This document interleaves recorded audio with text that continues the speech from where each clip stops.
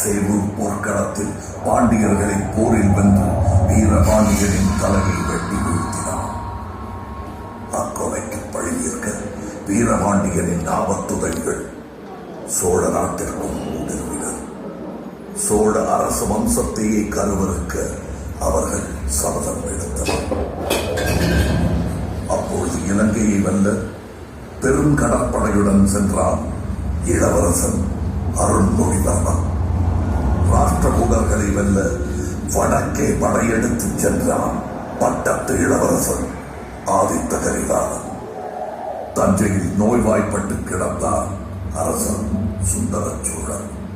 அவர்கள் ஒவ்வொருவரையும் ஆபத்து சூழ்ந்தது. வானில் அந்த வால் விண்மீன் அரச ரத்தம் வேண்டி நின்றது.